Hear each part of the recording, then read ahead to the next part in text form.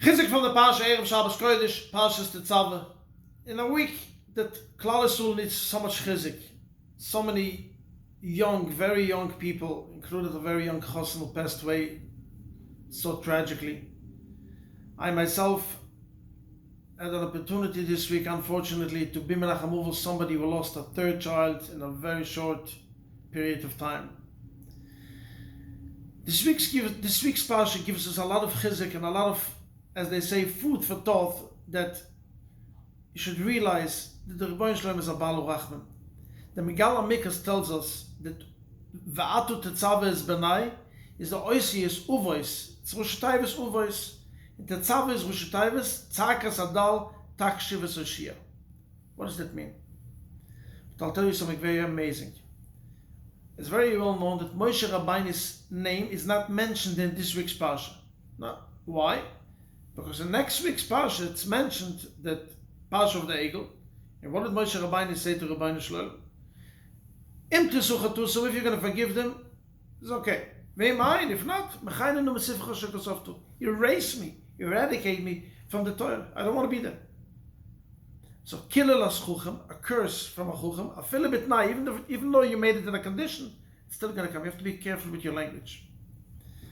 So, if you think about it, the real Parsha where Moshe Rabbeinu's name shouldn't be mentioned was one Parsha later, Parsha's Vayakal. He said that in Kisisu, his name shouldn't be mentioned right next Parsha.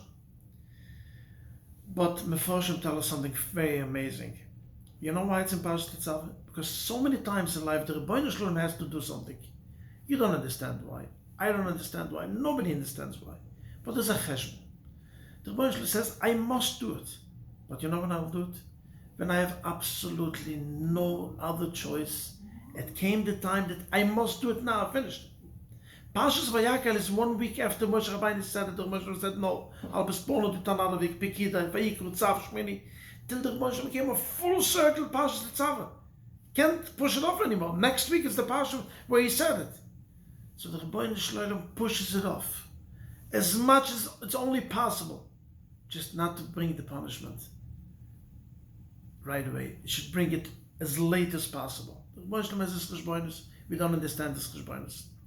This week's Parsha, Uvos, tells us the Megillah Mikas, we have to learn from the Uvos. The Uvos HaKadoshim had so much nisyonos.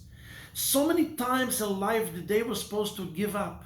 The Rebbeinu Shalom gave Avram Avini, go away from your house, from your father, from your city, and I will make you to a big nation. Then it tells him, he never questioned Hashem's ways. And no, he knew one thing, I got to do what Hashem tells me. And in the end, Baruch Hashem, it's very difficult.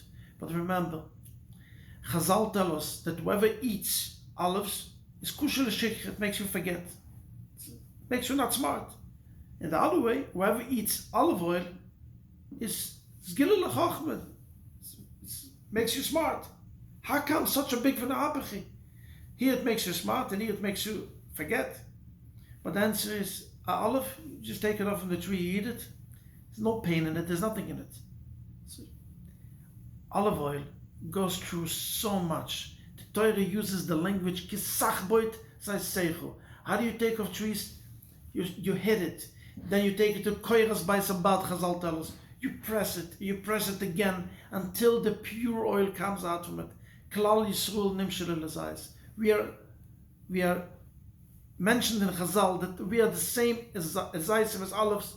They press us and they give us so many hard times, but in the end, it's going to come a time that we're going to be lighting with this Shem Ezayis, the Menorah in the Heiligen Beis Hamikdash, Aziz and Gitten Lechtigen Shabbos, Besiras Teures.